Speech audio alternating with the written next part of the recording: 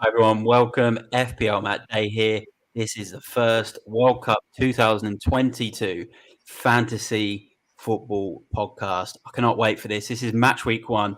I've got some really good fellow guests with me tonight. Can't wait for them to talk all about their teams, their picks, their differentials. Before we get going, if you can please give the stream a like, give the channel a subscribe if you haven't done already, and get all of your questions in the comments as well. It's all appreciated.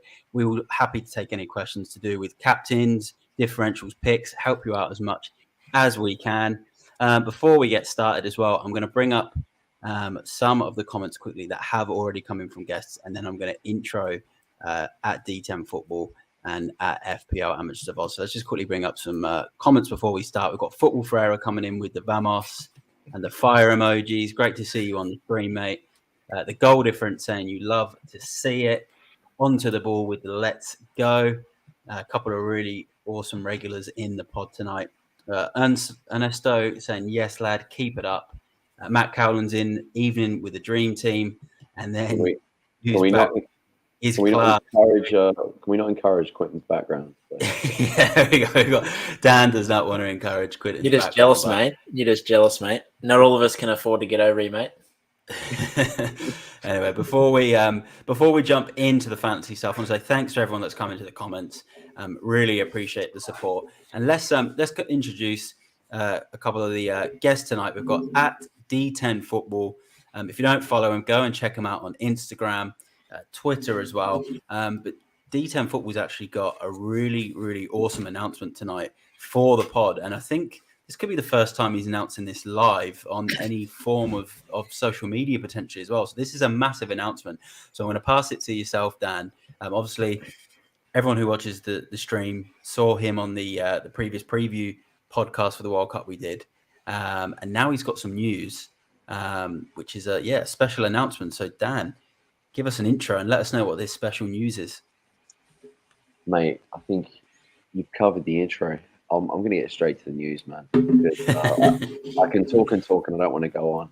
But tomorrow I will be leaving for Qatar, hopping on the Qatar Airways. We're going to be landing in Doha on the 20th, and I'll be heading to 5 games over at the World Cup, which is USA Wales, France Australia, Qatar Senegal, Australia Tunisia, and Spain Germany.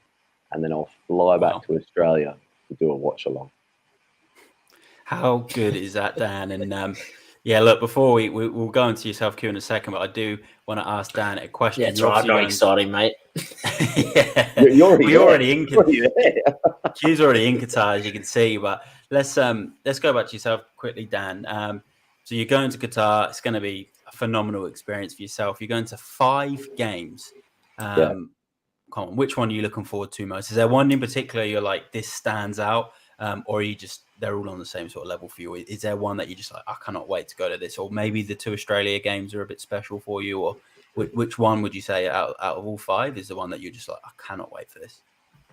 I think the first Australia game I'm really looking forward to, especially to see them play France, especially with the difficulties that France are having. Look, you never know. It's going to be magic of the cup, can't it? Yeah. I'm not expecting Australia to take points from France, but if they do, mate, trust me, I'll be off my seat. I do know also the team photographer for the Socceroos, Alex Costa, good friend of mine, Melbourne City photographer too. And if I can, and if the Socceroos do win, mate, I'll try and get on the pitch. No, look, I don't want to say that much, but it would be super exciting, and also to be there, to be, I suppose, present when something like that happens. You know, it would be ridiculous. So obviously the France Australia game, and then look, USA Wales. I'm really looking forward to seeing like we were saying before, Weston McKennie, Pulisic, Gareth Bale, Aaron Ramsey. Mate, I'm missing out names here, but I'm just trying to go quickly. Qatar Senegal. Some bad news today. Sadio Mane done. He's out, which I find is strange because it was like a week ago he had this injury scare, and then they're saying he's all right, he's training, and now today they've announced that he's not going to play. So obviously it's too bad, and they're going to have to bring in a replacement. But look, I think each of the games will hold something special. The one other that I'm really looking forward to, other than France Australia, will be Spain and Germany. Just the amount of quality on display. The players from Real Madrid, Bayern Munich, Barcelona, like it's going to be incredible. There's some just absolute world beaters on the field. So yeah, it's going to be super exciting. This is my first FIFA World Cup going in attendance. 36, Wow. and I finally managed to make one. So yeah, it's a bit of a childhood dream, really. I mean, look, everyone dreams of like playing in the World Cup. You have those like moments like kicking around in your back garden when you're like 10 and 12, 14 years old. But then, yeah, to attend one also as a fan and see the fan fest and what goes on outside the stadiums, as well as being in the stadium for the matches, I think it's just going to be such a surreal experience. No, it's absolutely amazing. And look, we are all buzzing for you. I'm sure everyone who views the pod is buzzing for you. You're going to some amazing games. I can't wait to hear all about it. And one of my things for you is I want you to try and scout as many FPL assets for the Premier League when the Premier League comes back, but as many World Cup fantasy assets as you can, and you can plug it back to us for the podcast. And obviously, you're going to be bringing some content back to the podcast with some videos and stuff as well. So buzzing to hear all about your experience. But absolutely great stuff there from @D10 Football. Quinton, we'll go to yourself. Obviously, you're already in Qatar by the looks of it. So yeah, how you going, mate? And obviously, you're in the green and gold tonight, so feeling a bit confident about Australia, and looking forward to hearing about all your fantasy picks. And I'm sure you've tripled up on the Aussies, but yeah, how you going, Q? Yeah, no, definitely. I'm here en route to the French game. I think we've got a good chance. Can't wait to see old Harry at the back there wrap up Mbappe and neutralise all of his weapons. So, yeah, excited to get the World Cup up and running. And yeah, as you said, I should have some decent picks for everyone to follow. No, good stuff, Q. Good stuff, and obviously still confident in the Socceroos, which is good to see. As I think they might need what a all choice the confidence of they can get. What a choice of words. Neutralise. Yeah, that's it, mate. Got to bring out the big words for the big tournament, mate. I'll tell you what, though, brilliant. if the Socceroos if they can somehow neutralise Mbappe, then there's a real chance. There's a real chance because, oh look, there's creative players all over the park. Then you're going to try and worry about Griezmann or Giroud or who else? Griezmann only plays 22 minutes, mate, so we should be all right. That's all he needs, man. That's all he needs. Let's be honest. No, brilliant. All right, let's bring up a couple of comments, and then what I'm going to do is share screen and just go through the rules and the boosts, which are effectively like the FPL chips. So there's a couple of really good ones to go through. But first of all, just FPL Roo has come into the stream. Up the Roos. And then Up the Roos is good, isn't it? That. And then James Gadsden, awesome, Dan. Enjoy it coming home, mate. Hello, lads. So James is a confident England fan out there. And then FPL Roo just saying, nice one, Geese. Tell Harry football's coming home. But I'm not. So there you go.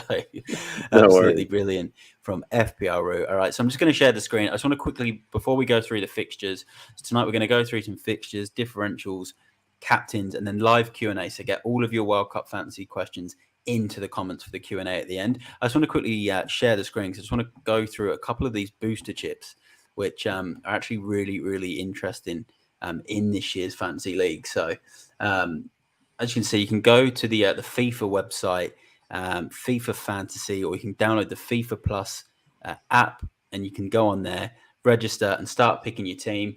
You've got £100 million budget consisting of 15 players, all the usual formations in there.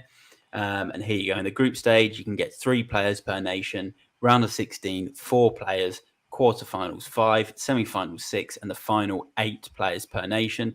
So obviously those players per nation increases as you go through the tournament, and there's obviously less teams. Very similar to Euro Fantasy if you played that, or UEFA Champions League Fantasy if you are playing that this season. So very, very similar. Captains, similar to the UEFA Champions League Fantasy. You can change it each night, which is a really, really good, but you can't change it back. So if you pick someone on night 1, he scores a hat trick, and then for whatever reason you change that captain on night 2, you can't revert back. If the player gets sent off, I believe as well, and he's your captain, you can't change him. So that's a really interesting one. I do remember in Euro 2008, one of my friends, Captain Schweinsteiger, and he got sent off for Germany, and they weren't able to reverse the captain. So be very careful with that one. Substitutions, similar to the Champions League fantasy. Substitutions, got to have a strong bench because you can bring players on during the tournament. But again, similar type of thing. You can't bring them back into your lineup once you've taken someone out. So make sure you've got a strong bench for the substitutions. And then this is where it gets really interesting.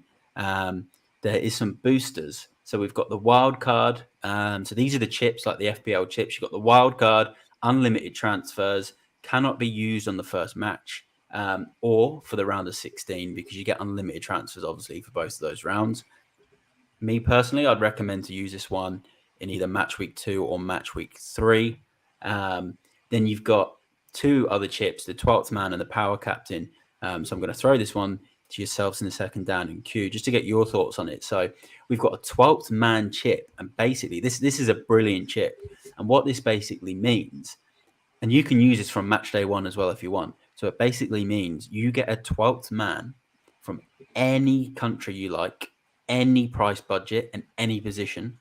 So you click the boost, you click the 12th man chip. Once you pick it and once you click this boost, you can't change it back. So pick it wisely. So you could look at it and think, all right, I've got Messi, Ronaldo and Neymar up front, but I really want to put in Mbappe. What do I do? 12th man, bang, he's in there. Or you could look at your midfield and think, I'm priced out of Kevin De Bruyne. I really want him in. Bang, 12th man, you can bring him into your team. I think this chip, or booster, they call it a booster. I think this booster is just phenomenal. I think it's such a good addition to the game. For me personally, I think round 1 or round 2 could be the best in terms of fixtures to use it. But I'll throw it out there to yourself. I'll start with you first, Dan. What do you think of this chip? I've never seen a chip like this. I've played World Cup fantasy, Euro fantasy before, Champions League fantasy, and I've never seen a 12th man. I think it's brilliant. But yeah, what do you think on this one? Yeah, it's cool. And you were saying that like you can use it in game week 1. If you use it game week 1, can you use it game week 2? Once you use it, it's gone. So it's just one booster. So For the whole tournament. For the whole tournament. So you can use it at any moment. Another way is if you keep it to the final. Yeah, I was going to say, I would probably keep mine to the final. I would probably keep mine because most people are going to have 11 on the field. You'll have 12. Yeah. So I would keep mine to the final because then you'll get more of an idea as well. The only other time I'll probably use it is Mbappe against Tunisia. But yeah, that's a good point. I think it's good. It's good in a fixture like that where you think there's an easier fixture. Or you think you can then bring in. Or... Yeah, it's huge. It's huge, and it's obviously good as well. Say easy fixture. Say like you obviously love Brazil, Dan, and there's a good fixture for Brazil. They're on form. It's round of 16, and they end up getting a good draw. And you've tripled up in Brazil. You can use the 12th man for a 4th Brazil player. Oh, really? Yeah, so it gives you that option. So it's an interesting chip. Q, what do you think on the 12th man? Yeah, no, I think it's interesting because we've been used to the same old chips in FPL, and now we're finally getting to use some different ones. So I like it, and yeah, that's a good idea for Brazil if you're wanting to bring in sort of that 12th man for Brazil if you like their fixture. No, good stuff. All right, so we'll go on to the next booster, which is one I think again is a really powerful chip. Almost, I guess you get the triple captain in Fantasy Premier League, which triples the score of a captain, but this one's called the power captain. So basically, you will play this chip or boost, and then whoever has the highest score in your team will then become your captain.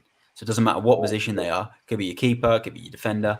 They will then become your captain. Look, you can't use more than one of these boosters at once. So you can't wildcard, you can't power captain, you can't 12th man. That would just be ridiculous. But yeah, power captain. So Dan, what do you think on that one?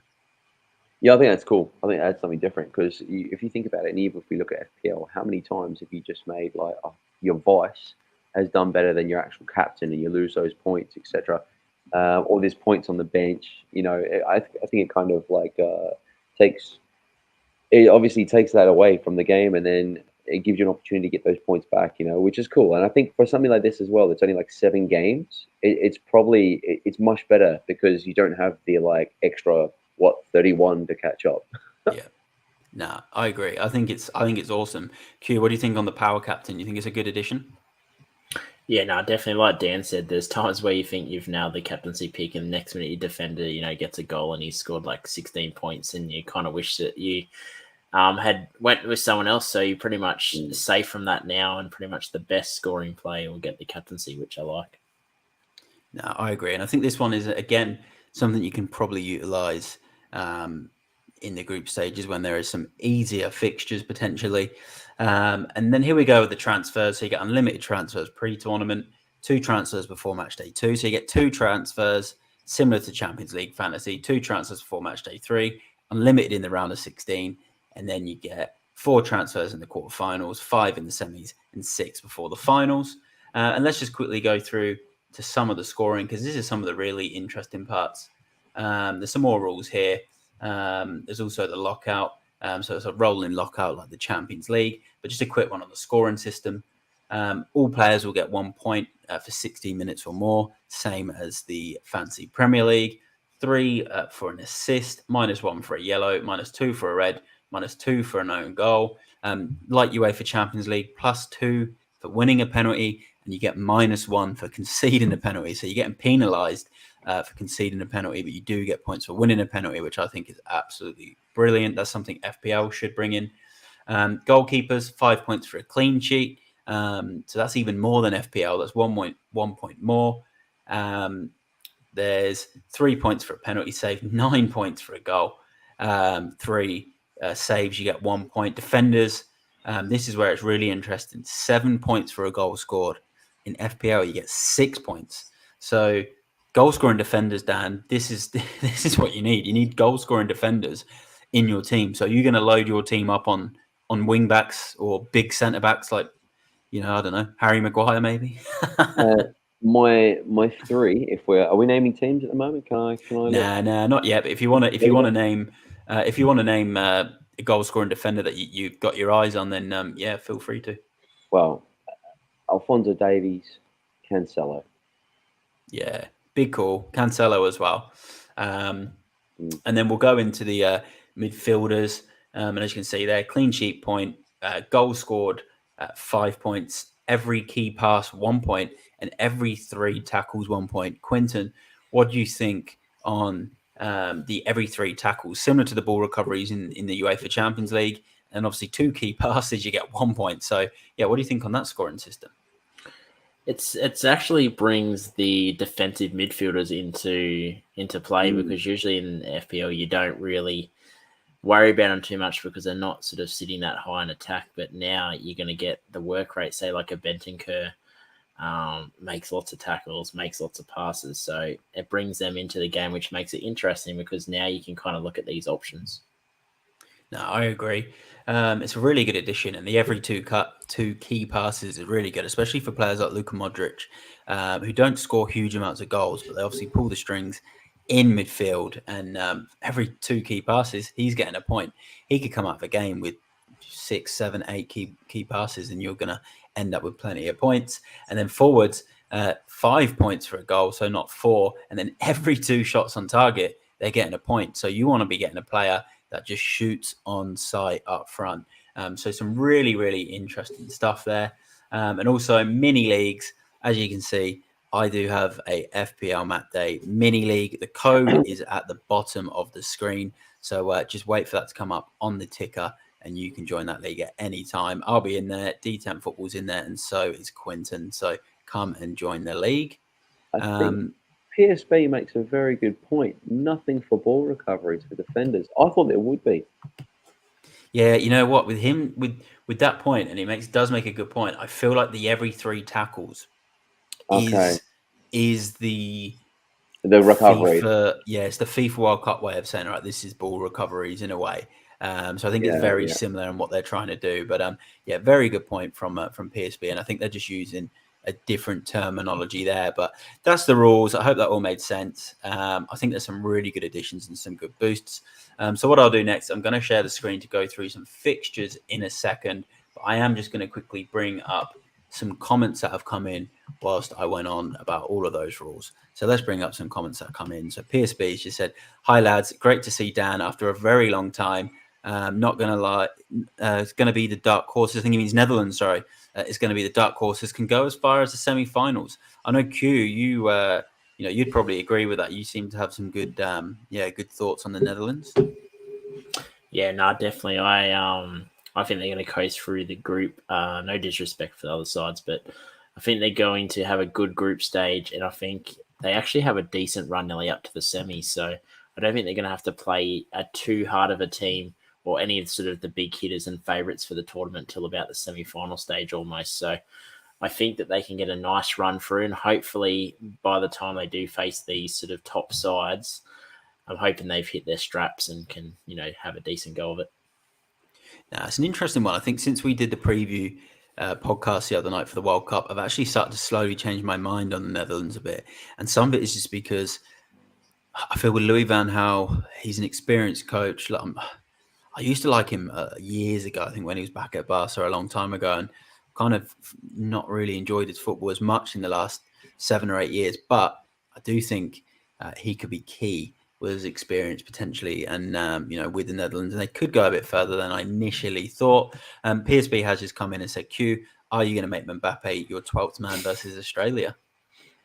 Maybe Benzema, mate. Could be all Benzema or the good-looking Giroud. He might do it, so then he can feel a bit better. Benzema may be injured, Benzema may be injured? No? Oh, that means Giroud could be a good pick, because Giroud should start up top. Giroud le dude. Giroud, no goals in the last. No goals or shots on target in the 2018 World Cup, but ended up with a winners medal because he didn't need it, as Dan has just said. He's class, man. I love Giroud. Brilliant player and loves important goals. But I did hear about Benzema. He's actually come out and said he's okay. He did have some muscle tightness, no major injury, but they're still not sure if he will start in the first game. Football Ferreria just come in with a Vamos, and he's also said, Vamos, amigo, Taremi hat-trick against England. So he's confident about Iran. Get Taremi in your fantasy team. That's a great comment. That's a great comment. Imagine Iran 3-2. Wait, 4-2. Harry Maguire own goal as well. Gee. It'll be unbelievable. But Football Ferreira has some great opinions. Go check him out on YouTube. The name's there, Football Ferreira. Awesome stuff, mate. Thanks for tuning in. And PSB just said, hi, mate. Ideal time to use a wildcard. We'll go through that on the Q&A at the end. And then Football Ferreira with the Vamos as well. I want to know about the wildcard as well, mate, because I'm probably going to use it when you do. I don't know how to play these tournament ones, I've not really done tournament fantasy in a while. So everyone stay tuned on the pod, and I will go through that question later on in the podcast, and make sure you get all your questions in for the World Cup Fantasy. And if you are just tuning in now as well, just give the video a like, give the channel a subscribe, and go and check out at D10 Football on Instagram and Twitter, and Quinton at FPL Amateurs of Oz on Twitter and Instagram as well. And go check them both out. Let's go through some fixtures now. So this is match week 1 fixtures. So what we're going to do now is we're each going to pick one player from the game that we think, from each match, that we think is a really good asset to have in the World Cup Fantasy. And then we'll do a quick score prediction. So we're just going to quickly run through each fixture and give one player each. So we're going to start off with the opening game. The hosts, Qatar, play against the South Americans, Ecuador. It looks like it's just me and Dan in the pod for now. Q has had to leave. He's come back now. Let's quickly bring him back in. He's back in the stream. Here he is. So Q is back. There's Quinton. So he's back in. So we're all going to go through one player and a quick score prediction. So I'll start with Qatar versus Ecuador. I have seen a big rumor around on Twitter saying that Qatar are winning the game 1-0 because they've paid Ecuador for the result, which I don't believe. I'm going to back this game to be 1-1. I think the hosts will score and Ecuador will also score. And I did do a little bit of research on this fixture and on Qatar, and they've got a player, Almoez Ali, Sudanese-born player. So Qatar do have a lot of players born from different nations. So they have a bit of a mix in there, lots of different flair. So Ali is in there. He's a pen taker and their star player, from what I hear. He's supposed to be the sort of main go-to pick for Qatar. So I'm going to put him as my pick because I think they will score in front of their home fans. And I think the game will be 1-1. Dan, who is your player and what is your pick one player from this game. I don't think it's going to be a very high-scoring affair. Look, I'm going to tip Qatar for this one as well. Not that I know too much about their players or about their team, but I just think with it being the first match, with it being in their backyard, with obviously there's going to be the opening ceremony, and then there's just going to be so much hype around this game that I think Qatar are going to get up and get the result over Ecuador. I can't choose a player. I'm very sorry. I don't like. I would not like to choose a player. But I think Qatar. I'm going to say. I'm actually going to say 1-0. So it's gone 1-0 to Qatar. I know no player. I know this is the big rumor, but yeah, I don't believe that either. I don't believe that either. Dan's got some inside info. He's heading to Qatar. He's got inside info. He's back in There's a lot of 1-0. information, mate. There's a lot of information flowing around on the internet about the Qatar in this World Cup. But I think that is the least of people's worries. But no, I see Qatar winning 1-0. No, good stuff there from Dan. Not a player that he's too keen on, but we'll go to Q. Who's your player and what's your score prediction?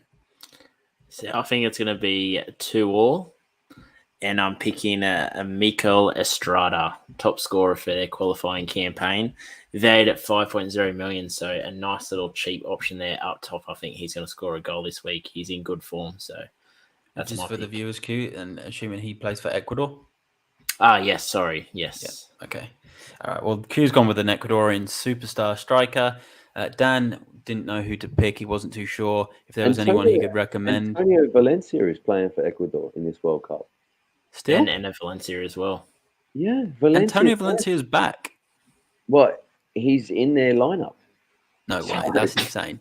Yeah, that's insane. I thought he'd retired. I wasn't sure. I've not seen him anywhere for a while. So yeah, nice. Wow, that's huge. A little bit of because I've been watching some TIFO during the week, and do you remember Ailton Goncalves that played for? I think it was Werder Bremen. Striker. Yes. Yeah. Back in the 2000 and 2002, 2003, something like that. Ailton. He wasn't chosen for Brazil, but apparently was an unbelievable talent. And then he himself and two other Brazilian players were bought by the Qatari FA and said, "Hey, come and play for Qatar." Then I've heard about this. This is good. You've heard about this, yeah? I've heard about this. I saw this the other day. Yeah, and they went and announced it, and then obviously it never went through. FIFA kicked up a stink because it started to create a transfer market between nations. But it would have been cool. Imagine seeing Ailton Goncalves this World Cup. He'd have been about 40 minutes. I'll correct you, Dan. It's Enner Valencia, not Antonio Valencia. Oh, really? Different Valencia. Yeah. It's his son. And a little fact check for the people that don't know a lot about Ecuador. You've got, is it Estepan from Brighton? And you have Cecido, the midfielder from Brighton as well, both play for Ecuador. Ecuador qualified 4th in the South American CONMEBOL. That's huge. Not bad. Yeah, exactly. That's not bad. And also going to Casado as well. If you're looking at a cheap option in this World Cup Fantasy League, he'd be very good for the tackles and the key passes. He's got a good engine on him as well. So maybe someone to look out for as a cheap differential. I just want to go back onto Dan's story.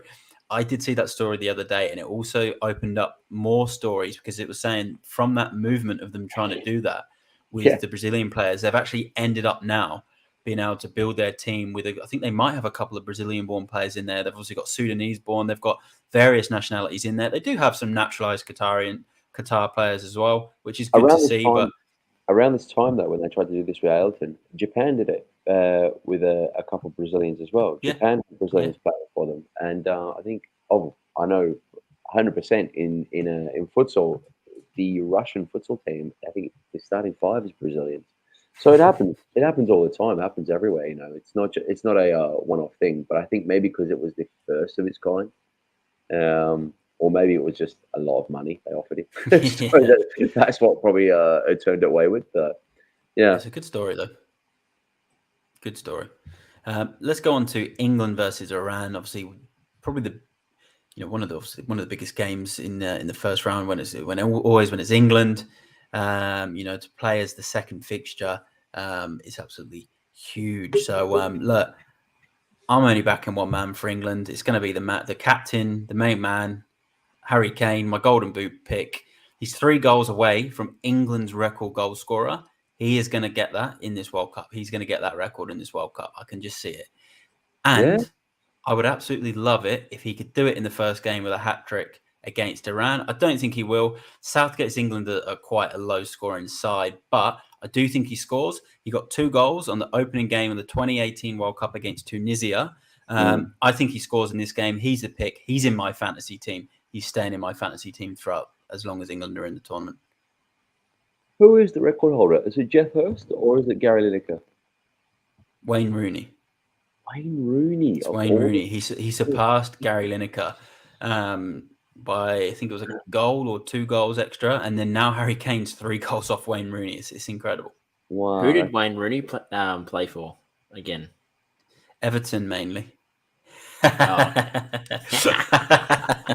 Everton and Man United striker Wayne Rooney. There you go. Also played for DC United in the US. But look, Harry Kane has scored many more knockout World Cup goals than Wayne Rooney. But look, that's a whole other topic. I'm backing England to win this game 2-0. Look, as England always do in a lot of opening games, it can be a little bit nervy, but I'm backing 2-0. Harry Kane will score. I won't talk about who I think might get the second if he doesn't get both, because I'm just picking one player pick, and it's Harry Kane. So England to win 2-0. Kane is my fantasy player pick for that game. Dan, I'll hand it over to you. What are you thinking in this one? Football Ferreria. I'm very sorry, mate. I don't think there's a Taremi hat-trick. I'm going to go 2-0 England, but the player pick, and I've got a really good feeling, a little bit like, I know he's a little bit older, but a little bit like Michael Owen of 98. A little bit like Gaza in 90. I think this is going to be a Foden-tastic tournament. I think Foden's the guy to go with, just because he's going to play either in that wide position or in that 10 role, and he's just so creative. So creative. I don't think he's going to get more goals than Harry Kane, but he's definitely going to create a lot for Harry Kane. That's good. It's just what I believe. So I think, 2-0 England. No, I love that. And I think it's going to be very good to see Phil Foden and Kane together in this World Cup. Just before we go to UQ, I'm just going to bring up a couple of comments onto the ball. Big England fan with "Come on, England." The goal difference, Ecuador quietly has a good form leading up to the World Cup. So that's a very good comment, and it's good to take note of that for World Cup fantasy. Obviously, with that game against Qatar. And then James Gadsden's come in and said, also Super Derby County. He's not wrong. Rooney, what a player when he burst onto the scene, and it was Euro 2004. And if it wasn't for his broken metatarsal, England, I think they would have won it. Yeah, would have won it. He was ridiculous in those Total 90 boots. But let's go to Quinton, FPL Amateurs of Oz. England's his second team, so let's see who he thinks is England's best pick and what he thinks the score is going to be. I'll just correct you, mate. England is not my second team, but whatever floats your boat. But I'm glad you picked Foden, Dan, because he was second on my list, and the person on my list for this game is the one and only Kieran Trippier. I knew it was going to be him. I knew it was going to be Trippier. Mate, I knew it. He finally has the chance to just dominate the world stage after dominating the Premier League for the first half of the season. So I think England are going to win this 2-0. I can see Trippier getting an assist for a Harry Kane header.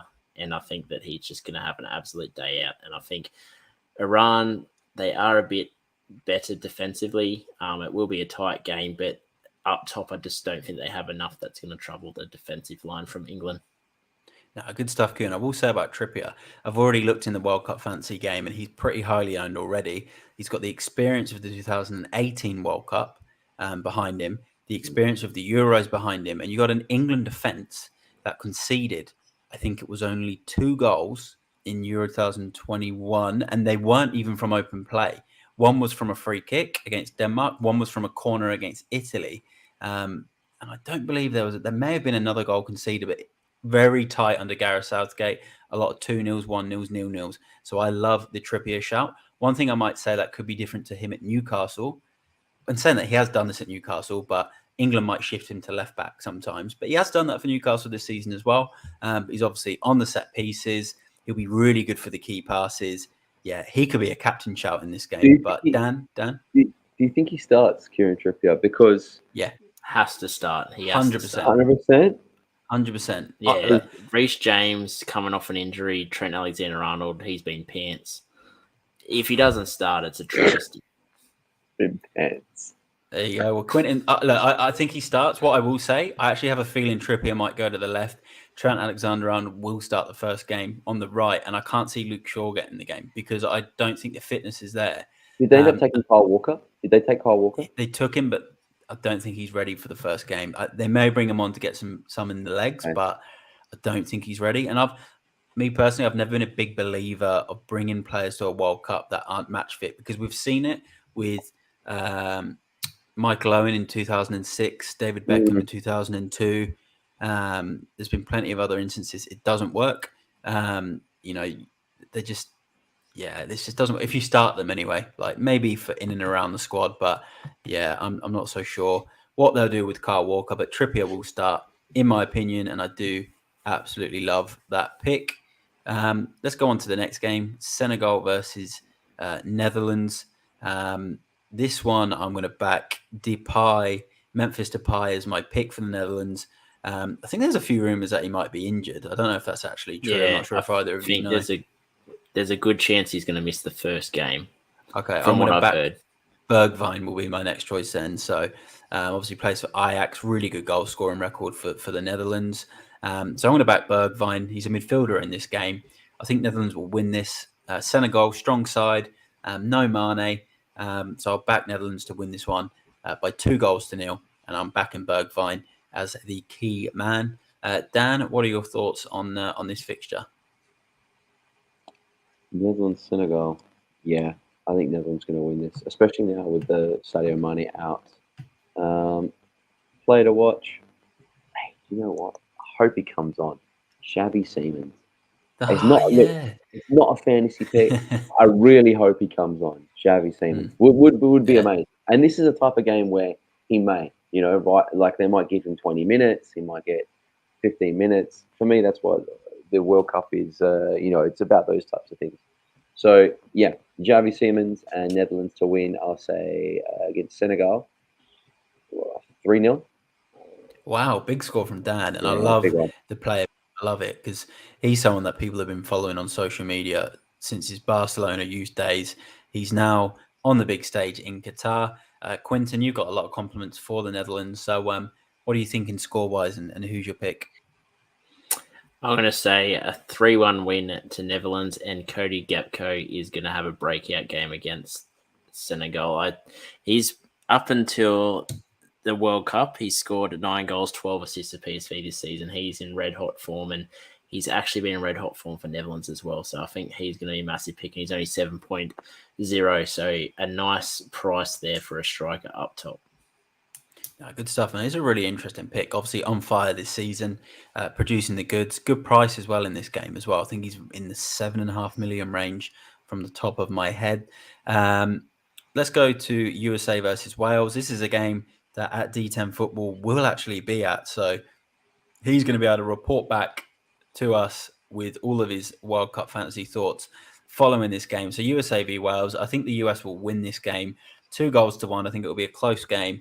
My pick is Jesus Ferreria from the USA. He's a Colombian-born striker who plays in the MLS. He's been on fire for the US. He scored 7 goals in his last 15 games, or his 15 caps that he's had, set to lead the line for the US. I think he's a really good pick for this. Under the radar, differential, whatever you want to call him. 2-1 to the US. Dan, what are your thoughts on this one, and who's your player? I'm going 1-0 Wales and Gareth Bale. Gareth Wales, aka Gareth Bale, to go 1-0 to the Welsh. So great prediction there from Dan. And it's great to see Bale at his first ever World Cup. Quentin, what are your thoughts? Scoreline and player? 2-2, and I'm going my man Harry Wilson back from his injury, looking good for Fulham. I think he's going to be really good this tournament, so I think he could be a great option there, and he's only 6 million as well. Good stuff, and he takes all their free kicks, doesn't he? Yeah, well, him and Bale. I was going to say Wilson's playing for Wales, yeah? Yeah.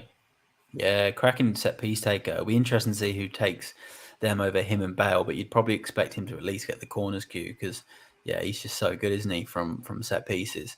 I think Very Wilson. you'll be on indirect free kicks, and I think you'll be on corners, whereas Bale, I think, will take the free kicks just outside the box. And I think Brennan Johnson might be on penalties as well.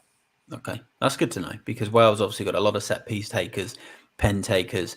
I think Bale missed one in the Euros, so he may have lost his penalty duties when he missed one. Might have been in the third group game. So that is USA versus Wales. Let's go to Argentina versus Saudi Arabia. This is going to be, I think, Argentina very well prepared for this tournament. I think they'll come out and win. They'll get the job done comfortably. I'm going to go with a 3-0 Argentina. And I'm only picking one man. It's going to be Messi. He is my pick. I think he's the man to have for this game. I think he's going to have a really good World Cup. And the reason I say this is because I feel like the pressure isn't on him as much as other World Cups. He's older. He hasn't been at Barca for a while now. And I just feel he's coming into this with a stronger Argentinian team, bit more of a solid unit. So I'm going to back Messi as the player from this game. I wouldn't pick anyone else from Argentina. Well, I'd pick other players from Argentina, but if I had to pick one, he's the main one I would pick. So 3-0 Argentina, and Messi is my pick. Dan, who is your one player to pick, and what's your score? Messi, and I could see this one being a 5 or a 6. It's opening game of the World Cup. Argentina always, I shouldn't say always, because in 1990 Cameroon beat them 1-0, but then they went on to reach the final. But Argentina always come to the tournament, they hit the ground running, so to speak. And I think if you and I were speaking just the other day about Argentina back in '98, and I think their opening group match against Jamaica, and then the opening group match in '94 against Greece. Batistuta got a hat trick in both. I think this could be a 5 or a 6, and it's going to be Lionel Messi. Good stuff there from Dan. And Argentina did play in a friendly. They won 5-0. I think it was against the United Arab Emirates. Martinez come out with a couple of goals. Messi did get a goal and also an assist, I think. So Argentina are ready to score goals and hopefully plenty of them. Q, who's your one player and your scoreline prediction? Get ready to splash some water on your face, Matty, but I'm going off your Spurs man, Christian Romero in the defense. I think he's a great option. I think we've seen how good he has been for Spurs, and I think a 3-0 win straight up for Argentina. So you're going to get the clean sheet, and I reckon you might, get a couple of extra stuff around. Could see an assist or a goal. No, big call. And look, he's obviously very good in an Argentina shirt. So yeah, it'll be interesting to see how he does. And yeah, good pick. I think he's about the 5.5 million range as well. I think. Yeah, which is good because it's, premium in this game is around 6 mil. So you can save yourself 0.5 by going to someone like Romero. And it is a good fixture for Argentina. Just before we move on to the Denmark-Tunisia game, if you are tuning in, if you can please just get any questions in regarding World Cup Fantasy into the comments. Give the video a like and the channel a subscribe if you haven't done already. I can see a few people have just joined the stream. So if you want to get any questions in, we're happy to help when we do the Q&A at the end. But for now, we're just going to review the rest of the fixtures. Let's go to Denmark v Tunisia. This is the group that Australia are in, actually. So Denmark versus Tunisia. I'm going to back Denmark to win this. I mentioned this on the preview podcast. Denmark with a solid team. I'm going to go 2-0. And they've got Andreas Olsen, a young player. A lot of people are picking this guy as their breakup player for the World Cup. He's a midfielder in fantasy, 6 million as well. Seems to be scoring a few goals for Denmark as well in the Nations League and qualifiers that they've played in. So he's my pick, and I'm going to go 2-0 Denmark. Dan, what are your thoughts on this one? Yeah, I think Denmark easily. I actually think they will. It's a tough one, obviously, between Denmark and France, but I believe Denmark are going to top the group. I think they're going to be the more informed side. I think also what they showed at the Euro, Damsgaard, Kaya at the back, Kaya or Kiksha at the back. Maya or Kaja, Kaja. Yeah, Kaja, the one who played for AC Milan, and obviously Christian Eriksen is back now. So I just think I see. Oh, and they've got Paulson up front. They've got some just excellent players, and I think it's all coming together at the right time for them. Do you have any more, Matt? Any more? Kasper Schmeichel. Kasper Schmeichel, there we go. There's a great one. Exactly. So a good Marla. keeper too. Fullback. So yeah, I'm saying Denmark. I'll go with 2-0. Not an easy game, but 2-0. And yeah, Christian Eriksen, the man. Christian Eriksen, the pick. I love that. And obviously the return of Eriksen, after what happened in the Euros, to see him at a World Cup is an absolutely brilliant story. Yeah, So it's amazing. yeah, that's unreal. Q, what's your scoreline and player prediction? I'm going 2-0, and I'm going to try to pronounce his name. Joachim Mali. Is that how you say it? The defender? Mahi? Yeah. Yeah, Marla. so he's my pick. I think Marla's going to get the clean sheet, and I could actually see him getting an attack and return, possibly an assist in this game. So, yeah, I'm back in Denmark to get off to a good start, which could be, I reckon it's going to be a tight fixture, but I think they're going to have enough to get the win. Now, good stuff. And Marla was brilliant in the Euro fantasy, so definitely want to keep an eye out as a defender in this game. What I will say, though, is they do play France in match week 2. So you want to, obviously, if you're not planning on using your wild card in match week 2, you probably want to keep an eye on those fixtures and try and build a squad for the first 2 game weeks. But certainly a good start for him. Mexico-Poland is our next one. Mexicans are always quite consistent at getting to the quarterfinals and getting out of the group, but no further than the quarterfinals for the most part. Play against a Poland side. I'm just going to go Ledwinowski, I think, from this one. I had a look through the Mexican side, some good players. Poland have got some pretty good players as well, but I just couldn't really pick amongst it. So I'm happy just to go with the tried and tested Ledwinowski. And I'll back this one to be a 1-1 draw to start with. So Dan, what are your thoughts on this? I think 1-1's a pretty good pick. I was going to say 2-2. I think this could go one of those World Cup classics. But I'm going to say, I think it's Andres Guardado from, I think Guardado from Mexico is going to be the player. He's going to be the pick of this game. Okay, good to hear. And I love those classics as well, those World Cup classics. You get them, obviously, every World Cup, these random games that just end up being phenomenal. And Dan thinks Mexico-Poland could be one of them. So that would be absolutely brilliant if it was. And I'd like to repronounce the name that he gave, but I can't. So hats off to Dan. What position does he play? Guardado. Guardado. Guardado. Okay, midfielder? Yeah. Yes. Yes, okay. All right. Guardado. Here we go. And it is Andres Guardado, and he still plays for Real Betis. Yes. There we go. So there we go. So midfield enabler. Yeah.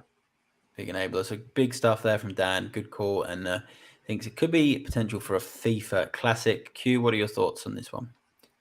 I'm going to follow the same route as Dan. I'm going to say 2-2 in what we call a World Cup Classic game, and I'm going to go with my boy from Napoli, Zielinski. I think he's going to be a great pick, and he's only 6.5, so I think that is a great price point for what we've seen him do in Champions League fantasy and what he's done for Napoli this season. I think he could be a nice pick, and I could see him getting an assist for a Lewandowski goal. So, and he does do a lot of key passes as well, so there's a lot of upside. That's a cheeky pick there. I like that. I completely forgot about Zielinski for a second, and obviously how good he's done for Napoli, and the fact that you get the key passes in this tournament. That is, that's a very, very interesting pick. So, yeah, looking forward to that. He's currently in my side as we speak. There we go. So Q's gone with him. I do like that pick, and I am looking for a midfielder at the moment. So I might need to keep my eyes on Zielinski from Poland. Let's go on to France versus Australia. I should be moving down here, sorry, with the fixtures on the screen. So I apologize for that. We've got France versus Australia. There will be no bias from myself, Dan, and Q, so don't worry. Especially Q, he definitely isn't biased towards the Aussies. I'm going to back the French to win this game. I actually do think they might concede. I think Australia might grab a goal. They always seem to find a way to scrap it to 1-1, and then they end up kind of conceding a soft goal maybe towards the end, or a couple of soft goals. So I'm going to back 3-1 to France. And the man I'm going to back is Griezmann. Just always brilliant in a French shirt, brilliant in tournaments, always good for fantasy games. So Antoine Griezmann, for me, obviously, if he starts, I think he should starts in most tournaments. He's my pick. I just love him in tournaments for France. So 3-1 to the French. Sorry to disappoint you, Q. But let's go to Dan first. Let me hear your thoughts on the game. that you'll be attending this one, so you'll again be able to pick and let us know about all the World Cup fantasy players. So what are your thoughts on this one? It's going to be an unbelievable one to watch. I'm really looking forward to it. I actually can't believe I'll pinch myself a bit. But I think, and I'm going to go with my heart here, and I'm probably going to be really astronomically wrong, and I'm happy to be, but I'm going to say 1-1. Wow. And I'm going to say Who's happy? The pick 1-1, and the pick for this game. Let's go with Craig Goodwin. Craig Goodwin. Do you want to just let the viewers know who Craig Goodwin is for those that don't know who he is? Craig Goodwin is the highest point scoring player in the A-League's Keep It Up fantasy. Craig Goodwin plays for Adelaide. He plays for Adelaide United and obviously Australia. He is a fantastic left winger. He's got a wonderful left foot. He's an unbelievable. He's a bit of a razzler as well. He's good. He's like the Bale of the A-League. Yeah, and he has speed. So the Haaland of the A-League, mate, at the moment. Yeah, I'm looking forward to. He's just not as bulky. Yeah, I'm looking forward to seeing him play. I do hope he starts. I would have gone with Aiden Hustic, but I don't think Hustic is going to be right in time for the matches. I just have this feeling. The same with Martin Boyle. So I'm going to go Craig Goodwin. 1-1. I love that. And I really rate Craig Goodwin as well. I always remember reading an article about how Gareth Bale was a player that he used to base his game on. And I did hear Graham Arnold, might be going to a 3-5-2, which means Goodwin will be playing in a left wing-back position, which could be kind of Gareth Bale-esque from the early days of Gareth Bale's career. So Craig Goodwin, I really like that pick there from Dan. Let's hope he's playing against Micron. Those who know. Yeah, we'll see. I remember that Bale versus Micron. So yeah, big stuff there from Dan. Good pick, great player pick. Love that. Quinton, come on, let's get your pick here. I want to hear the score. I want to hear your player. Let it be an Australia player. Surely it's going to be an Australia player from UQ. Mate, after listening to Dan, then I'm going to need a cold shower. But I'm gonna follow Dan. I'm gonna say 1-1. There's a little bit of hope in that because I do think that there's a good chance France will win this game. But I'm going another Australian player. So I really like Craig Goodwin. I'm hoping he does start. I have a feeling, depending on what formation they go, he may not start. And I'm going to go with Matthew Leckie. I think Matthew Leckie is going to start. We've seen in the A-League this season, he gets a lot of key passes, creates a lot of chances, has the speed to sort of get into those good positions. And I could see him either creating a goal or being the goal scorer. I'd really like to go with Ryland McGree, but it's really tough to work out who's actually going to start sort of out that top area with a lot of the injury clouds over sort of Hurustic and Martin Boyle. But I think Leckie will start.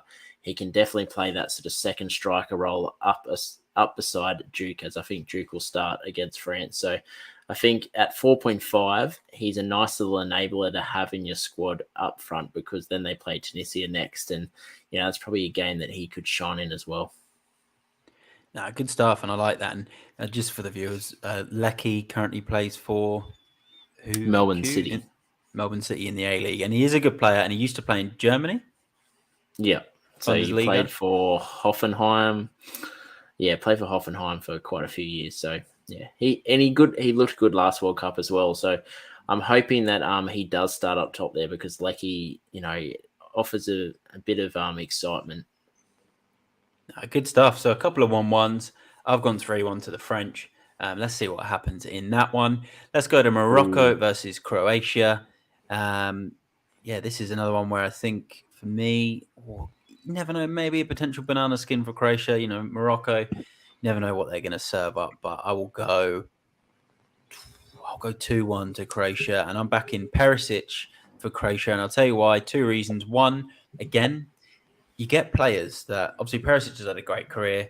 Bayern Munich and Inter Milan as well, obviously currently at Spurs. Has played to some really good clubs. But you get these players as well that are just tournament players. Closer, Thomas Müller, and they just come to tournaments and they're brilliant. And Perisic is one of them. I've seen it in Euro Fantasy League, prior World Cup Fantasy Leagues, how good Perisic is. And the best thing about Perisic in this Croatia team is set pieces, and he plays in the front three. So he plays on the left side of the front three. And a lot of people are always amazed by that because he played as a fullback for Inter Milan. But what they don't realise with Perisic is historically he was always in a front three anyway. It was a left winger, right winger, can use both feet. So Perisic is the player for me. I'd be looking at getting him into your sides. Good fixture. Okay, I think it's going to be tight at 2-1. But that's why Perisic is a midfielder in this game. So you won't lose out on a clean sheet. He's not a defender like he is in FPL. So for me, Perisic, 2-1 to Croatia. I do also like Modric because of the key pass rule and points for that, but I'm back in Perisic and 2-1 for Croatia. Dan, what are your thoughts on this being part Croatian, I believe? Yes. Being part Croatian, I'm going to say a tidy performance in their first group match. 1-0 to Croatia, and the pick is Modric. Modric, love that. Key passes, goals. Everything. Haircuts. Just rattling. Brilliant. Love it. Absolutely love Modric. What a player. Quinton, what are your thoughts on this one? This is a tough game actually to pick because I think Morocco could maybe surprise a few people this World Cup.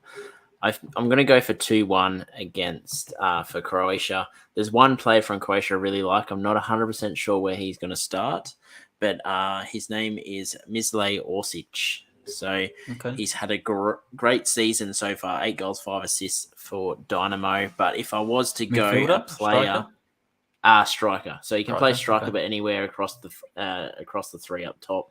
But if, I'm going to just say one more player because I'm not sure whether he's going to start, but I like Hakimi from Morocco. Has looked really good for PSG this year. So I think this could be a tight game, and he's shown in the for PSG this season he can score goals and get assists. So I think he could get an attack and return in this game.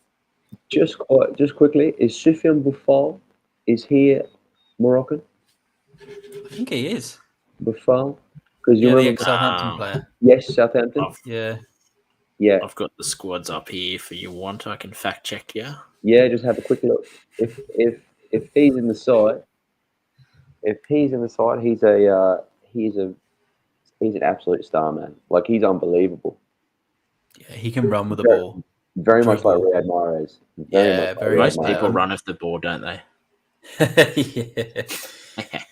Yeah. Did you say he's a defender? No. Midfielder. No, he's midfielder. Yes, he is. He's classed as a forward, actually. Yeah, that's fair.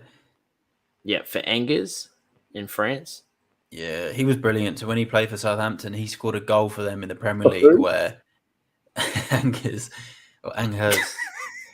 Does that anger you, Dan? No, mate, not at all. He's a cracking player. I remember the goal for Southampton where he took the ball from pretty much his own half, and it was phenomenal. And one to look out for then if he's a forward. And Morocco, a couple of unknown quantities in that squad. Let's go on to the next fixture. As you can see on the screen, Germany versus Japan.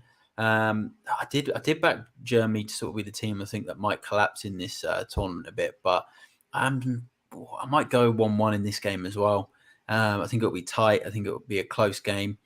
Japan will be well disciplined as well. But I will back a German player. I'm going to back Havertz for this because his record for Germany is very strong. Again, another one of those players hasn't always turned it on at Chelsea, but for Germany, pops up with goals, gets goals, seems to be in the right places for them. So I'm picking Havertz as my pick from this game and 1-1. Dan, what are your thoughts on this one? I think Germany too organised for Japan, even though it's going to be a very good game. I'm thinking maybe a 1-0. And the player I'm going to pick is back, the champion of 2014, Mario Götze. Yeah, he's back in the squad, isn't he? Big pick. Will he start, do you reckon? I'm not sure. But he got to start? He's got to something. That's why he's there. I just like the story, and I think, why would you take him otherwise? There's no real reason to take him other than he's been playing well. and he also has the experience, and he's won a World Cup before. So yeah, I think 1-0 and Mario Götze. Big pick there from Dan. I like that one. And he's back in Germany for the win. Quinton? I'm going to say 1-0. I'm going to follow you as well, Matt. I think it's going to be a tight game. And I'm going to go with Kamada from Japan. You're going to get this game out of him. Then you're going to get him against Costa Rica in the second game. 7 goals, 3 assists for 13 matches for Frankfurt. So I think he's in form. And Japan, I think, are going to create a few chances. And I'm hoping that he has his goal-scoring boots on. So 1-0 to Japan from Quinton. No, 1-0. 1-0. Oh, sorry, 1-1. Quinton's gone with, but he's gone with a Japanese pick for his fantasy pick there. Let's go to Spain versus Costa Rica.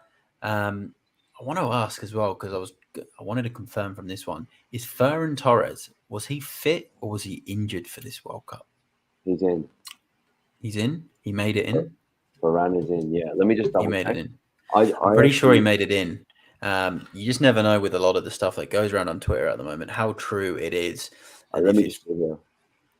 Because I want to back Spain to win this game. I think they're going to keep the ball for the 90 minutes. Costa Rica won't touch it, and it's going to be 2-0 to Spain. Yeah, Ferran played come off the bench for Spain in their friendly game yesterday or the day before, whatever it was. Okay, well, that's good to hear that Ferran Torres is fit and he's fine to play. And he's someone, actually, I'm going to note down, so I want to look at potentially putting him into my team. He's my pick. 2-0 to Spain, and I think they'll have 95% possession and win this game by 2-0. Dan, what are your thoughts on this one, and who is your player? Well, a little bit more exciting news for myself. I just received the reason why I've been going black screen and mute is we just received a text message tonight that we're also going to Spain, Costa Rica. So 6 games. Well, there you go. Some more fantasy league scouting by Dan. Yeah. So, well, I don't know if I'll be doing too much scouting. People know a lot about Spain, but maybe there's some going to be some Costa Ricans that that we need to see for either that third group match or if they do happen to get through. It's a pretty tough group. But I'm going with Spain, much like yourself. I think it's going to be 90% possession. My pick, though, is the golden boy from 2021, which I believe was Pedri. Key passes, assists, can score a goal, incredible on the ball. Pedri. Yeah, he's just ridiculous, that player. He is so good. So excited to see Pedri at this tournament.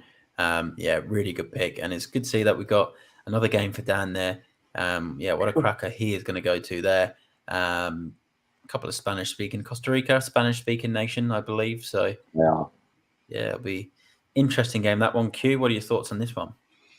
I think a 3-1 win for Spain. I'm going to go with, you might correct me on this, Dan, Ansu Fati. Ansu Fati. You did fine. Yeah. It wasn't a Castagni, it wasn't one of those. Very good. I think he's going to be good. In a friendly game the other day, he ended up with 4 shots, 2 chances created. So I think that he could be a player that could be involved in those key passes as well. And I might just jot down one player from Costa Rica. More of a probably just want to watch how exciting he is. But his name is Jewishness Bennett. Plays for Sunderland. He's an 18-year-old wonder kid. He is phenomenal. So I want to see how he goes in this World Cup. And if he does get a start, it'll be interesting to see how he plays. I love that. A couple of really good picks there from yourself, Q. And obviously absolutely love Dan's Pedri pick in that game. Obvious ones from Dan. Yeah. Love it. I'm sorry, I don't have any Jewishness pennants or hanging around. I think that's it. I really hope that's his name. And I haven't just mispronounced it, but I'm pretty sure that's how you pronounce it. We wouldn't know anyway. We wouldn't know. It's the first time I've heard of this guy, so you can call him whatever you like. People are going to be looking through the World Cup app now to find him just because Q's picked him. Yeah, Jewison Bennett. So my phone auto-corrected to Jewishness, so it's Jewison Bennett. Good stuff. 4.5. And what was your score prediction, Q? I'm going to say 3-1 to Espanyol. 3-1. So all predicting Spain winning that one. Let's go to Belgium, Canada. I I'm going to back Belgium in this one. Obviously, Canada are my dark horses for the tournament, but I think this game is a bit of a stretch for them. So Belgium to win. And again, I'm going to pick another tournament player who every tournament, World Cup Fantasy 2018, Euro Fantasy last year, this guy just always pops up with goals, points. He's just ridiculous in these fantasy games. It's Thomas Meunier, the fullback for Belgium. He's just such a safe pick, I find, in the fantasy league. He's someone, again, I'm going to have to look back and try and put him in my team if I can fit him in. But yeah, love him. So I'm going to back Belgium to win this one. I don't think it will be the easiest game, but I think they'll see it out at 2-0. So Dan, what are your thoughts on this one? Mate, I just went to look for the Belgium squad because I want to see if what's her name is playing, Dries Mertens. Belgium versus Canada. I think Canada are going to surprise some people. I'll be honest. I think Canada are really going to surprise some people. I think is it their first World Cup ever? Yep. I think it is. First World Cup ever. I think Canada are going to surprise some people. It's not going to be easy for Belgium. I still think Belgium are going to win. I might say 2-1 to Belgium. And because Canada's playing, I'm going to say the player watching this game is going to be Alphonso Davies. I love that. I don't think he's going to play left back. I reckon this guy's going to be like number 10, just be running around free roll, doing whatever he likes, you know? No, so, I agree. Good pick. And with Davies, defender on the game. So if he plays in his free role and he scores 7 points, bang. Well, he's a bit like Zinchenko. Like he can play because for the Whitecaps, I don't think he was a left back. I don't remember him being a left back for Vancouver Whitecaps. And obviously, then he just went straight to Bayern Munich and he was playing wing back. But with Zinchenko as well, who was obviously played for Ukraine, he plays as a 10 for them. But he played left back for Man City and also for Arsenal. He plays left back. I'm quite sure. So I think it's a similar case with Davies. Good stuff. Love that pick there from Dan. Q? As much as I want to say Castagne from Belgium, I want to go with Thomas. Is it Meunier? Meunier, that's the one I picked. The Meunier. Yeah. So I like that option. I like the Fonz from Canada. I think it's gonna be 0-0. So I think if you have the Fonz or any defensive assets from Belgium, you're gonna be having a laugh because it's 0-0, double clean sheets all round. Interesting. First 0-0 from all of the games predicted. And what I will say about the 0-0 and why it could potentially be a good pick is Lukaku, who obviously scores stacks of goals for Belgium in tournaments and for them, is injured for this game. So they're talking about Batshuayi being the striker and like the differential and the enabler type of striker for Belgium. Yeah, so they're talking about putting him in for this game for your fancy teams or for the group games whilst Lukaku's not fit. But at the same time, Belgium aren't going to be able to, hit Lukaku, give Lukaku the chances. So yeah, interesting pick there from Q, but I like it. I like to see, a 0-0 thrown in there because there will be 0-0s, there will be draws. Belgium does start slow as well. Last World Cup, I think, what was their round one game? It was like a 1-0 or a 1-0. It was, everyone was expecting goals and just didn't happen. Yeah, no, I like it. It's always good to see a 0-0 thrown in there somewhere. Let's go to Switzerland versus Cameroon. Interesting one. I don't know huge amounts about this Cameroon side anymore compared to the ones when they used to wear the sleeveless tops that got banned. And then obviously Switzerland. Again, I'm going to stick with the same thing for this one. Yeah, when they used to get the muscles out, and then they got banned, those tops with the vests that they used to wear. But I'm going to pick another tournament player, and it's a Switzerland tournament player that just seems to appear every 2 years for the Euros, every 4 years for the World Cup, or every 4 years for the World Cup, every 4 years for the Euros. And it's going to be Shaqiri from Switzerland, man with the big calves. Just turns up out of nowhere, injured for whichever club he plays for at the time. And then he comes into the World Cup or the Euros and he bangs in a 30-yard screamer or a free kick or a scissor kick. It's just something phenomenal. So I'm going to back Shaqiri as my pick. Switzerland always seem to do something really good in the first 1 or 2 games. So I'm going to go 2-0 to Switzerland. Dan, what are you thinking? Very, very similar, mate. Again, with Cameroon, there's no Roger Millers or Eto's. I'm not even sure if Kameni is in goals. That's how little I know, which is probably not a great thing. I need to do a bit more research on Cameroon. Maybe that's one of the teams I can watch on one of the big screens or something like this.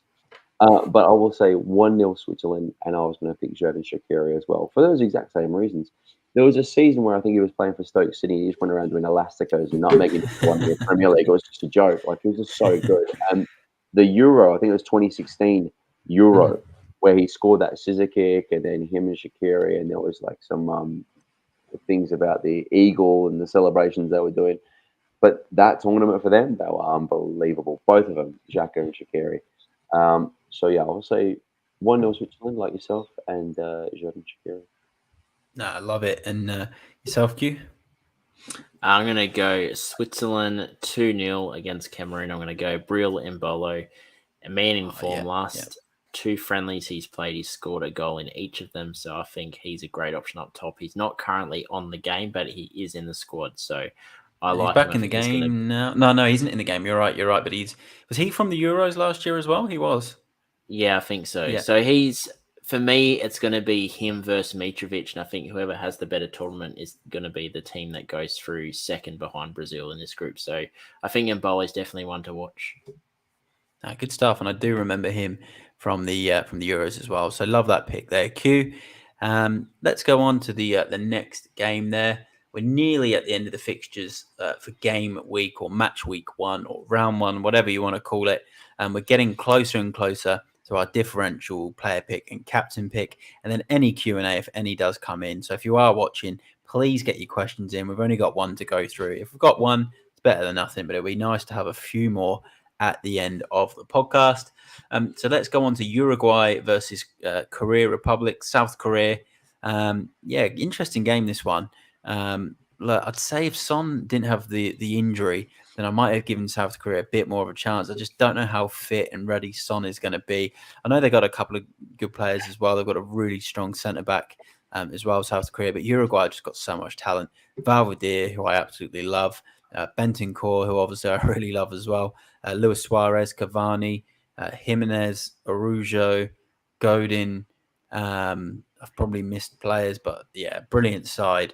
The one player I've actually missed, who I'm going to name as my pick for this game, probably going to be Q's pick, because it was because of Q that gave me the idea of picking this player.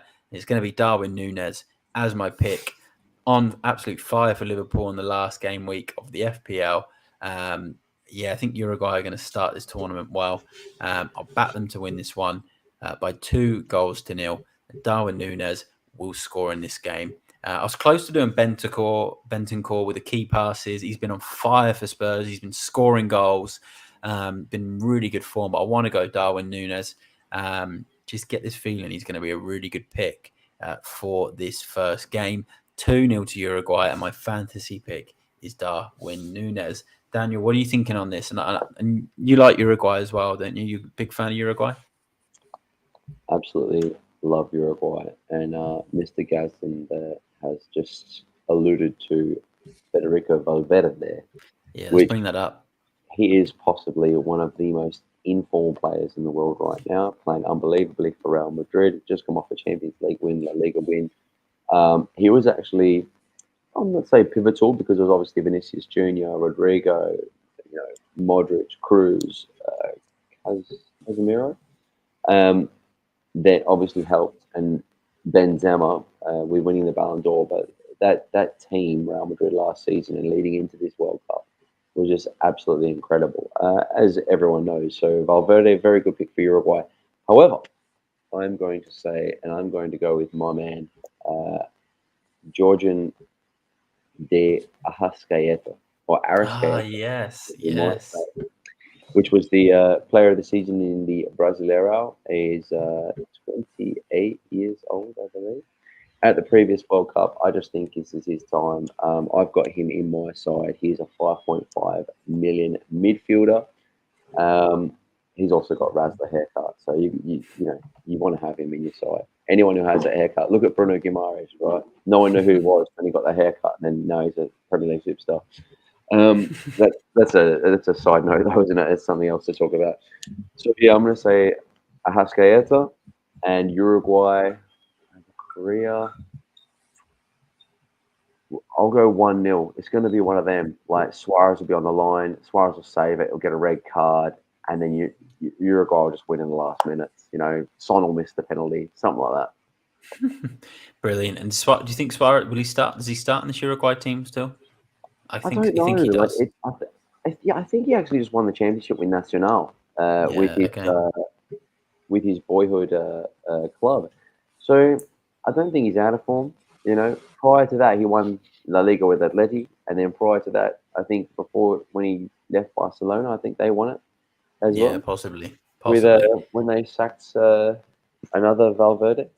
But yeah, I think Suarez does start. Like he's one of those, isn't it? Like he is a real catalyst for Uruguay. He's a talisman. He is that presence, and you just know that. Like, look, if push comes to shove, he's going to do the shoving and the pushing.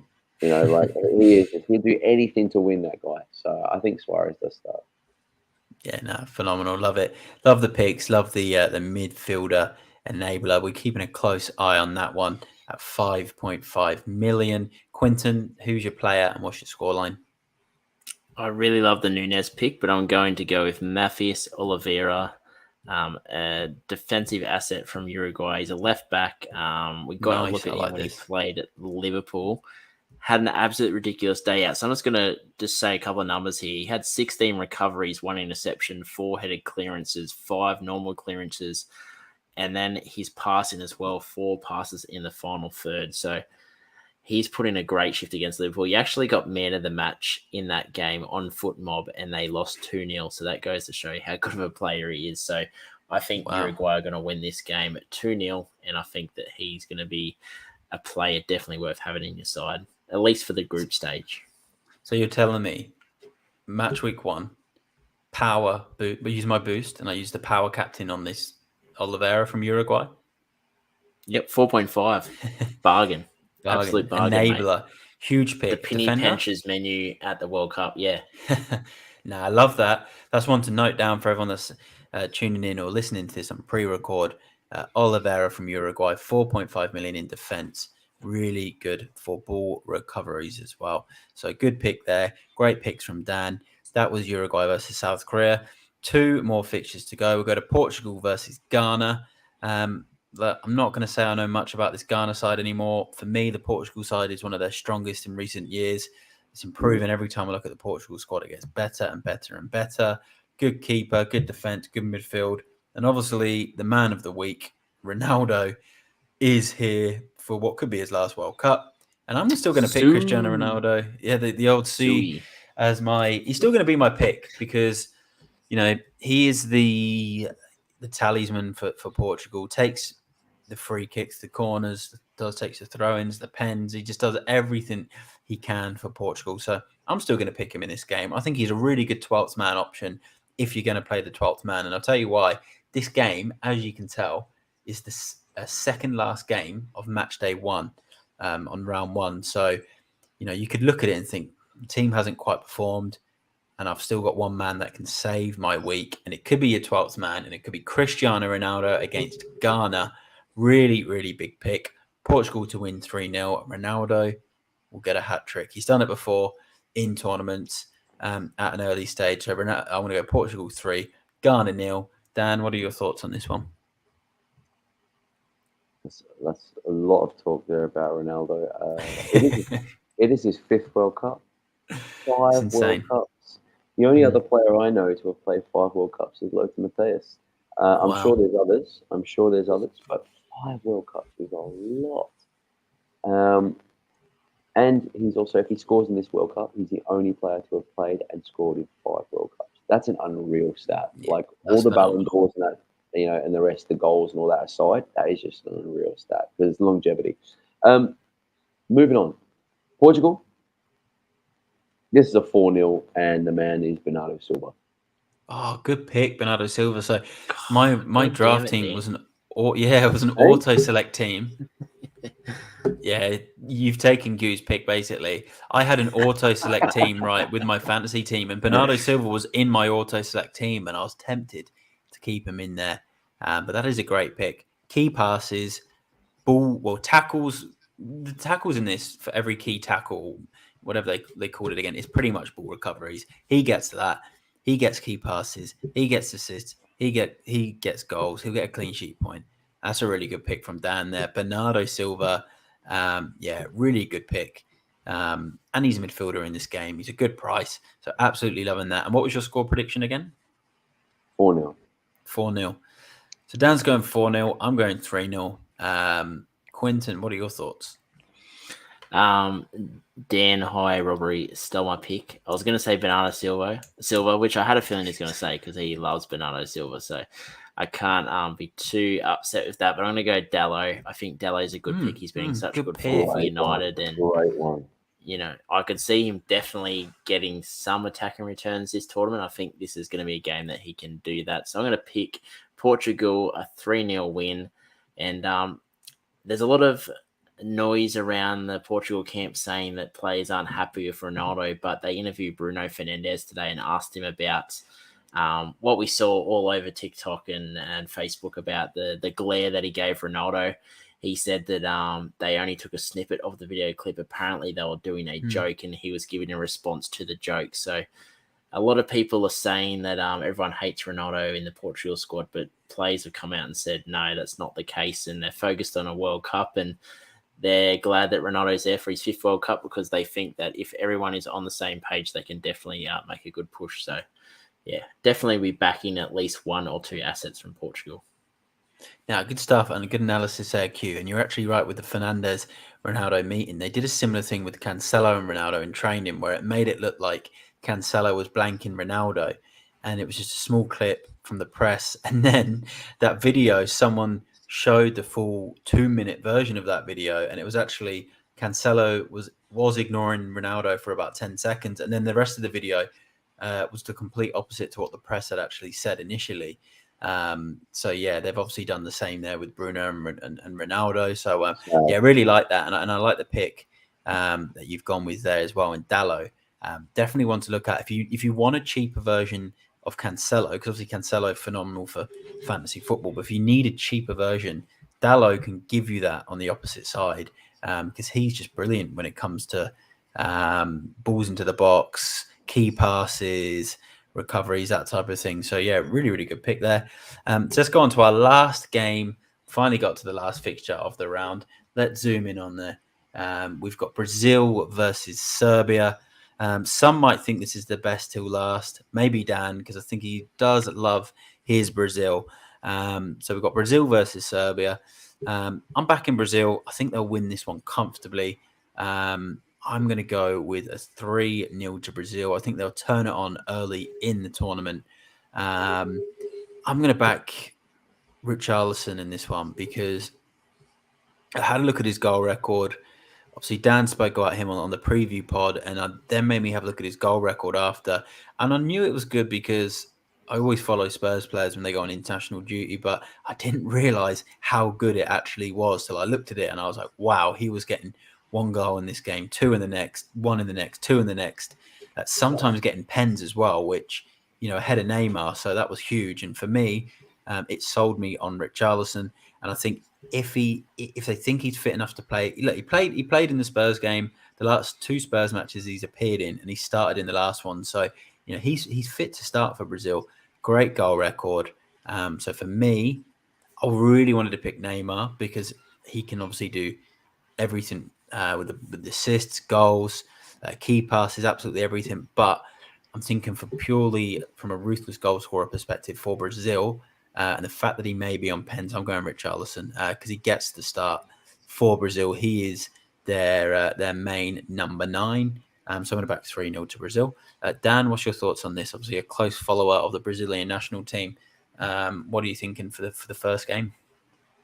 Yeah, I think it's no secret that I absolutely love Brazilian football and their players. I have done since I was 10 years old. So that's about 26 years. It's some quick maths there. I'm old, man. I think I'm going to look. I don't think so much 3-0 because Serbia they'll fight. Like I think the Socceroos give it 100. These guys will give it 110. I still see Brazil winning. I think it could be, 1 or 2. I think a 2-0. I don't see a 3. But my pick is going to be Neymar. I think that this is his tournament. It's going to be a Neymar show. I think his stats and his performances for PSG this season, the fact he's staying injury-free, everything kind of is coming into alignment, I suppose, for Neymar for the first time in a long time. I think the last time we saw probably this was maybe 2015 or 2014, even 2013 Confederations Cup Neymar, and he was just unplayable. He was ridiculous then. I do like, though, Richarlison. I did say in the previous pod that Richarlison would be my top goal scorer for that reason. He was unbelievable in the Olympics. He scored goals for fun. And I think, Richarlison is another person that or another pick that you just can't go past, really. I mean, I don't have him in my team because of the forwards that I've got. And I want to have Neymar instead of having Richarlison. So that's why Neymar is my pick. Good stuff, and I love that. And for me, it was tough to go pick between Neymar and Richarlison. And look, Neymar is definitely the standout. I think it's even the picks like I'd like to have Anthony as well, or I'd like to have Vinny Jr., or I'd like to have Junior, or Bruno Guimaraes, but it's just they're very expensive. And in terms of who is going to get you points and who's going to, like, Neymar will take corners, Neymar will take penalties, Neymar will take free kicks, Neymar will play free roll. He's going to create, he's going to get assists, and he's going to score goals. So he's kind of doing a bit of everything. Whereas the other players will, I feel they'll play more of their roles and they'll play for Neymar. Love that. Good analysis. And obviously everything Neymar, and look, everything Dan's saying there is making me think Neymar should be in all of our teams. I'm expecting his ownership to be quite high. I'd imagine right now it's probably, for these types of games, it's not like FPL where Haaland's 80% owned or Jesus is 70% owned. It's more if you've got it's like UEFA Champions League where if someone's 30 or 40% owned, it's highly owned. So I can see Neymar having some high numbers. Q, what are you thinking? Brazil versus Serbia, scoreline, player pick? I'm going to go Brazil 3-1 in this game. I think Neymar's the best pick. I could see him getting an absolute haul, but I'm going to go one player outside of him is Bruno Guimaraes. We've seen what he's done for Newcastle. I think he's going to be playing in a team with no disrespect to Newcastle, but it's significantly better. And I think that's just going to make him even better. So I think he's a nice option. If you're not wanting to go Neymar up top, if you're wanting to sort of go the Harry Kane route, the Messi and a lot of other players up top, you can definitely go Bruno Guimaraes, and he could possibly sort of give you a good upside chance of getting some decent points from Brazil because they're going to have, I think, 3 big wins in this group. Good stuff, and a good pick there with Bruno Guimaraes. And did you mean just to pick him as a 12th man? I think, I don't mind the 12-man pick because I think Brazil are going to get a decent win straight up against Serbia. Yeah. I don't think Serbia's defense is great. And I think, as I said in our last pod, Brazil's defense isn't great, but they're still going to score 6 goals. So, good stuff, and big confidence in Brazil on the podcast so far. So that's our fixture roundup. We've gone through all of the fixtures from match week 1. And the podcast has gone on for a lot longer than we thought, but look, we are going to continue because there's a couple more sections to go through. So let's just quickly go. I'm going to go through a couple of differentials that I've picked for the first match week. So I've gone with one of Q's picks in Gakpo from the Netherlands against Senegal, currently 4.3% owned. Then I've gone with Richarlison, one of Dan's picks on the preview podcast, 2.1% owned against Serbia as a striker. Very, very underlooked is Richarlison. In my third pick, I'm picking an England defender based on how good their stats were at the Euros and the World Cup 2018, where they don't concede many goals. Southgate, he's got England tight at the back. So I'm going to go John Stones at 2.1% owned against Iran. Very, very good on the ball. Also a set piece threat because he's known to score headers. We've seen him do that before. Very good in the air. So I'm liking him, and I wanted to try and pick someone from a couple of different positions. But is there any differentials that either yourself, Dan, Q, that you've got that you want to mention? Any for you, Dan? No, not really. I mean, I was going to say John Stones. I like the John Stones shout. I think it's not an obvious choice. Most people look at either Harry Maguire or Kyle Walker or someone else who's going to come in and play that centre back role. But I think John Stones, Gary Neville said it as well, that he's England's best centre back at the moment, most in form, and I think for all the reasons that you gave.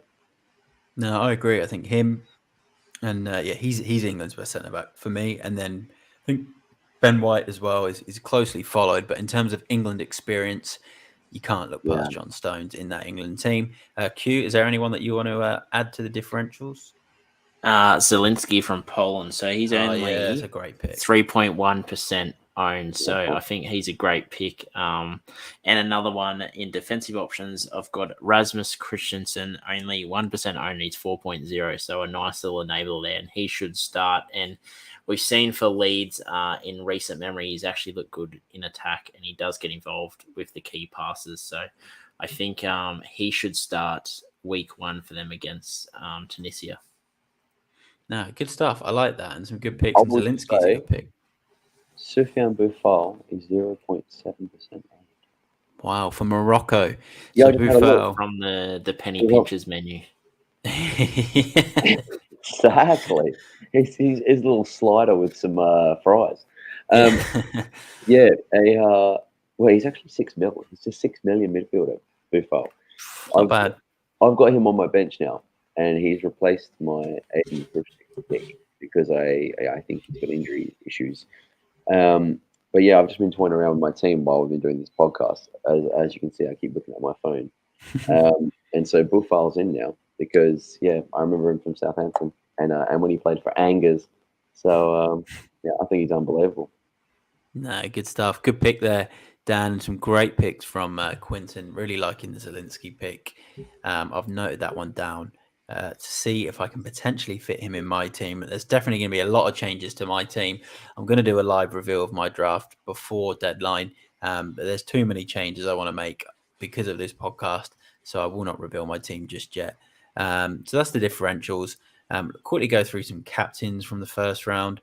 I think the likes of Harry Kane, Messi, Mbappe, and Neymar, and I'll add Ronaldo in there because there's so many games. I think 5 captains is probably fair. Curveball, maybe like a Darwin Núñez. I wasn't going to do a curveball because there's just so many good captains anyway. But maybe a Darwin Núñez. One thing I will say about all my captains that I've picked, they are all penalty takers or free kick takers or both. I think pretty much all of them are both. And the big thing about having pen takers in particular in these tournaments is the introduction of VAR. We saw it in the 2018 World Cup. VAR come in and we saw so many more penalties in the World Cup, which we were not seeing at previous World Cups. So that's good for the likes of Harry Kane, Messi, Mbappe, Neymar. It's going to be more goals for them, Cristiano Ronaldo. So, absolutely huge. Dan, is there any captains you wanted to add for the first match week that you think I've missed? No, not that I think you've missed. No, absolutely not. My captain's on Messi. So that's Messi? Yeah, mine just remember as well for the first night. Yeah, so you can have before the Argentina game. There's obviously Qatar, Ecuador. If you've got anyone from that, I know a lot of people have got the Ecuadorian keeper as their number 2, and they will put him in as their number 1 for the first game in the hope that Ecuador obviously keep a clean sheet, and then they can get off to a good start in the tournament. Night 2, night 2. England play Iran. So neither of you have got any England players you want to slap no Trippier captain on night 1, Q? I've got Trippier. Nah, I think Messi. You can change the captain. So you can do Trippier night 1. Messi going to be the same night?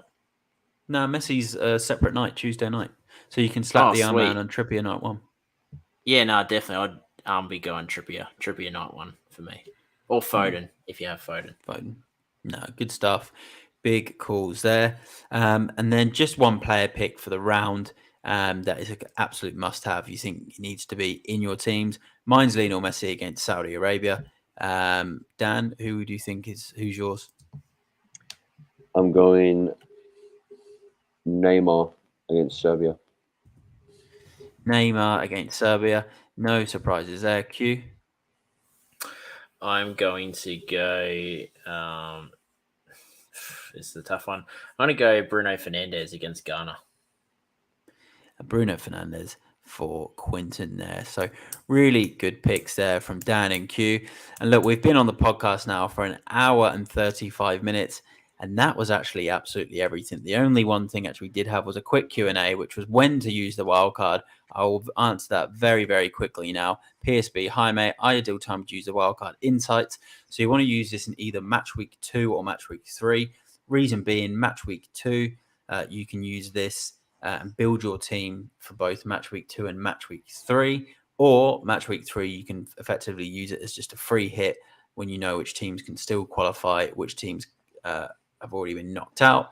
We get a good idea as to what teams, the ones that have already qualified, they might then play a weaker team. So you can effectively use your wildcard as a free hit. So for me, game week 2 or 3, I'm leaning towards game week 3. So that is the insight. Last one as well, just from FPL power captain when to play.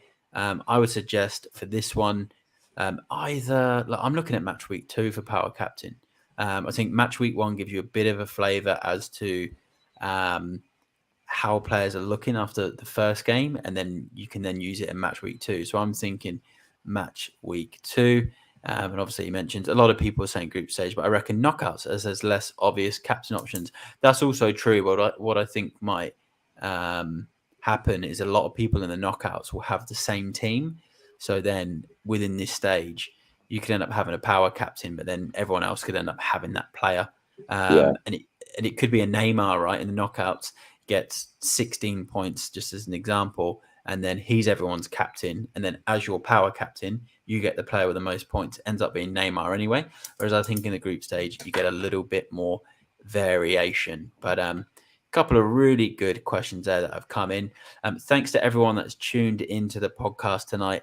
We had some really good views as the podcast was going, some great comments that come in. And so thanks for the comment there, FPL Roo. Some really good comments that come in. Some really good insight as well from at D10 Football, who will be going to Qatar 2022 World Cup. I've got it right. I've got to stop. I keep getting the 2002 and 2022 mixed up. Dan will be going. He's going to plenty of games. We can't wait to hear all about it. Obviously, tune into this podcast throughout the World Cup, and you will get updates on Dan at D10 Football at the World Cup and all the games that he goes to. I can't wait for it. And I'm sure Quinton there in his Socceroo shirt can't wait for it either. Any last words from yourself, Dan or Q, just before we officially wrap up the podcast? No, I think we've covered everything. Covered everything. And Q? Strap yourselves in. It's going to be a wild ride. Some good games. Nah, love it. Love it. All right, then we'll leave it there. Thanks everyone who tuned in. If you can please give the video a like, get your comments in, even if you watch this on pre-record. I'll be able to just keep coming in and answering them. The deadline is all the way up until kickoff between Qatar and Ecuador. So thanks everyone that tuned in. Good luck for the first week of fantasy. We can't wait for it. And we can't wait to see how all of your teams go, and join the mini league as well if you haven't done already. We will see you all in the next one.